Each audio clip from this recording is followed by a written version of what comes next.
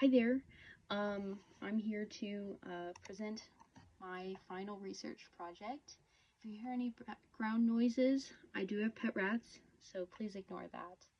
Um, this is my video submission with my PowerPoint that will probably be separate just because I do not have a microphone on my computer, so uh, I'm doing it this way. Um, So if you see me looking up here, it's me looking at my monitor. And in the first title slide, you'll see Research and Design, Human Trafficking by Ashley Russell. So background information.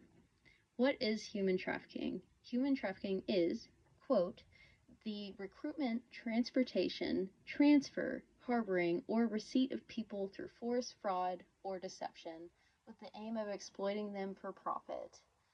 Men, women, and children of all ages and from all backgrounds can become victim of this crime, which occurs in every region of the world.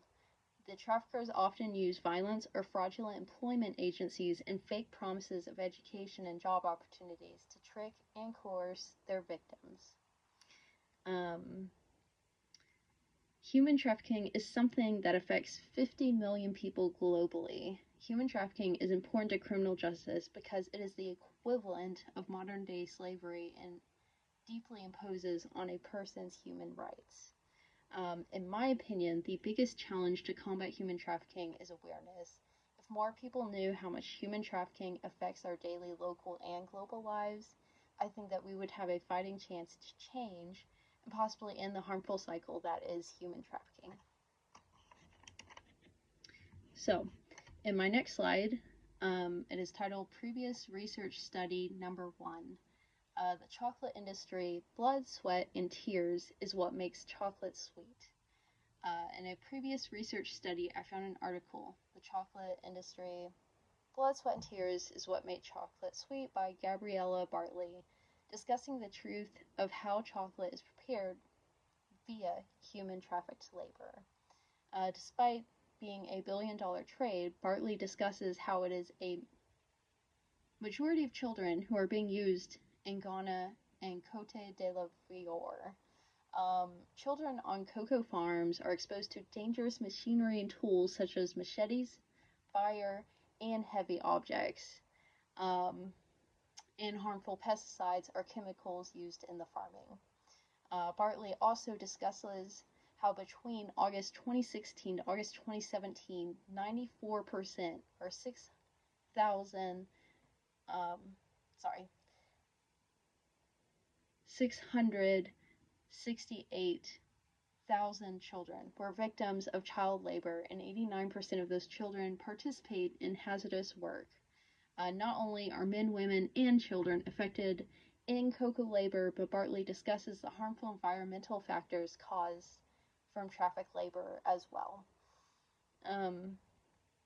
I personally would like to think if most people knew the horrific truth, they would be disgusted in buying such a delectable treat. And then in my previous research study for number 2, Combating Human Trafficking Since Palermo, what do we know about what works? So with this second research study, I found a peer-reviewed article, Combating Human Trafficking Since Palermo, What Do We Know About What Works, by Bryant and Landman. This article discusses the passing of the Victims Protection Act of 2000, and where we globally have advanced 20 years later with what works in combating human trafficking. Bryant and Landman discusses the importance of raising awareness, strengthening legislation, supporting victims, and improving monitoring and evaluation of anti-trafficking interventions. So my qualitative presentation, I have a focus group. For my qualitative presentation, I will be conducting my research through convenience sampling, aka readily accessible participants. My known or dependent variable will be those who have been educated in human trafficking prior to a survey via a small lecture, and my unknown variable will be those who have not been educated prior about human trafficking prior to the survey. With conducting my research with accessible participants, I will be able to measure how much knowledge the average person may know about human trafficking and how important awareness is. Once I have all my answers from the focus group survey verbally recorded, I will comprise a data sheet of answers from those who have participated and compare notes.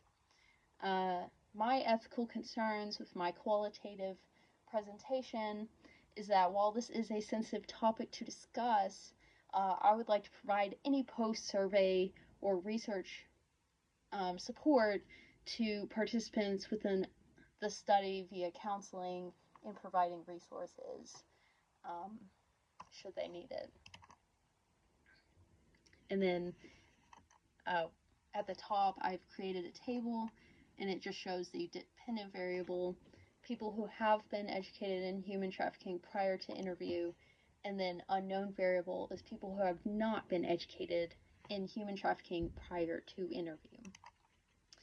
So in my qualitative presentation, sample interview questions, I have 6 interview questions. Are number 1, do you think human trafficking is a problem for society at large and or globally? Please explain. Number 2, is prostitution being equal to human trafficking? Number 3, do you think American citizens can be victims of human trafficking? Number 4, is human smuggling being equal to human trafficking? Number 5, do you feel only women and children are exclusively victims of human trafficking? And then number 6, has this survey helped you understand better on awareness with human trafficking? In my quantitative presentation, my experimental study, for my experimental study, I will conduct my research using random selection method. This is when you can select any participant at random with the equal chance or opportunity. This method works best, the type of research I'm trying to conduct, since I do not need any specifications to test the data. My hypothesis with the quantitative presentation includes testing to see if the lecture prior to the survey is helpful in better understanding and awareness of human trafficking. I will collect data by conducting a survey to discuss how they feel on their concept of knowledge regarding what human trafficking is. Like my qualitative research study, since my experiment is touching on sensitive subjects, I would also provide resources and counseling if participants would need it. So in my next slide, I have a kind of little chart or a graph, and in my red box, that will be the measurement of data, of experimental data. The X is experimental treatment, and that's the purple box. And then my randomization, or R, is my yellow box. So from the data conducted from the surveys, my randomization variable, or unknown, will be the red square.